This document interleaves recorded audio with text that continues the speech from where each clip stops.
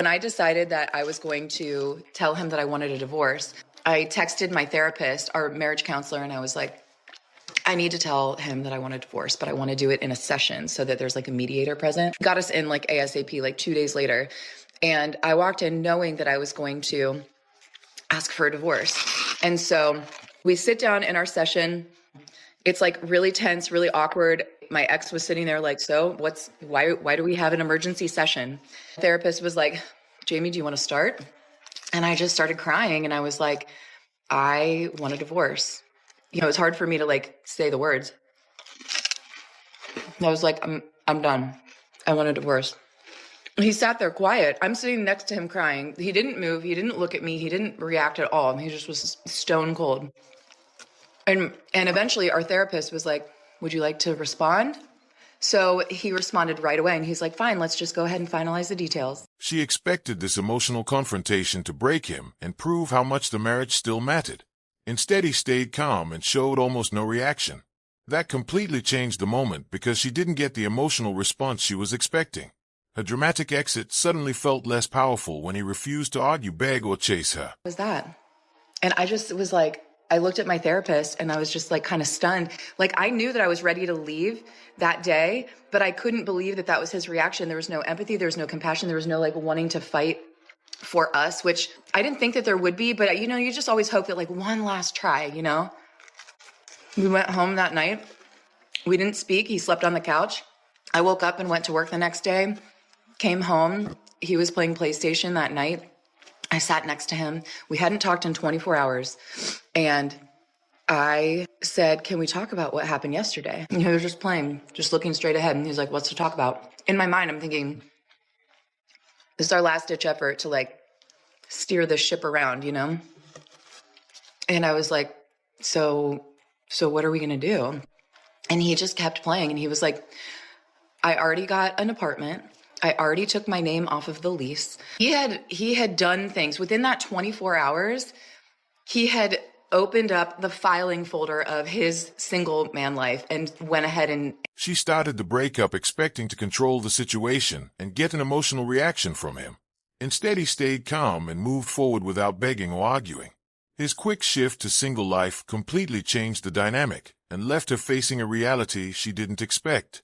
The hardest part may not have been the breakup itself, but realizing he was ready to move on before she was. There's this woman who ended a 12-year marriage because she had ChatGPT analyze her husband's coffee grounds, and it told her that he was cheating. I only wish I was kidding. According to Greek City Times, she snapped a pic of her husband's leftover coffee grounds in the bottom of his mug, uploaded it to ChatGPT, and asked the AI to read them like some sort of psychic. And Chat was like, yeah, cheater, with a younger woman whose name starts with the letter E. Total homewrecker. The husband thought it was just a TikTok trend and laughed it off as nonsense, but the wife was not playing around. The wife took this AI coffee grounds reading as the gospel truth, told him to leave, told the kids that mom and dad are getting divorced, and when the husband refused to accept this separation, she hit him with actual divorce papers. Look, if your marriage is hanging by a thread and a chatbot reading your coffee mug is the final straw, the coffee grounds aren't the problem. Here in the United States, we're overall cautious and even a little fearful about the increased use of AI.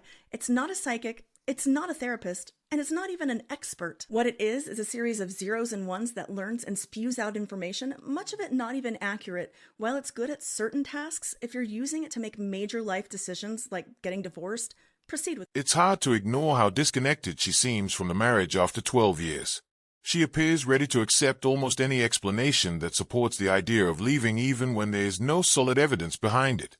Instead of having an honest conversation with her husband, she seems to rely on an AI-generated interpretation to justify what she already wanted to believe.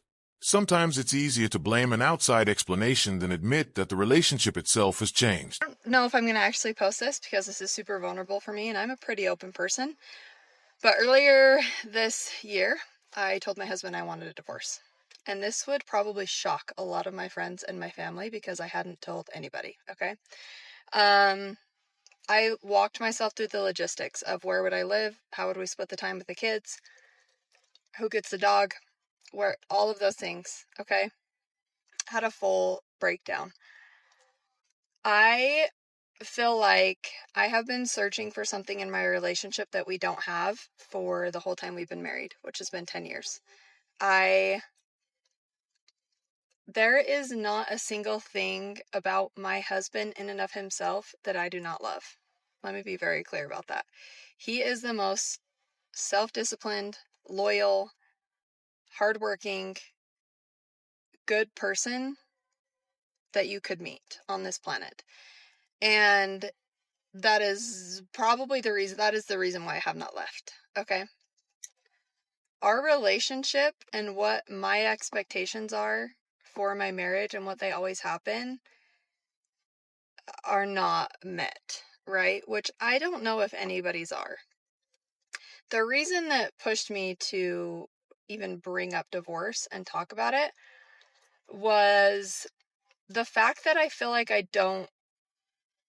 can't. She's 32 with 3 kids and a decade of marriage to a man she describes as loyal, hardworking, and genuinely good.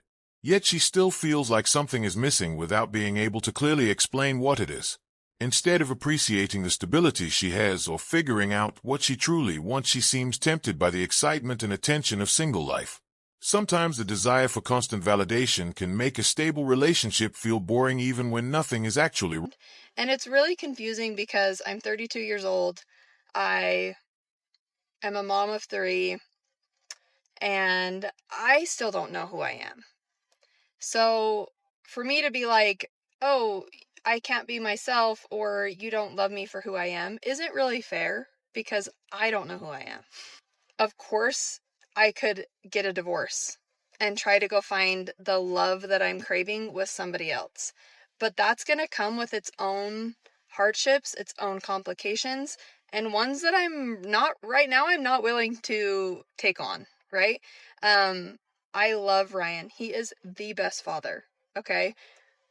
I just need to learn how to explain what I need from him in our relationship, and he needs to be able to give that, and I need to be doing the same for him so that we can both, like, in 10 years from now, in the next 10 years, look back and say, like, we put in the work and we finally have the marriage and the relationship that we have always wanted, and that is what I want. The comments show that many viewers strongly relate to her situation.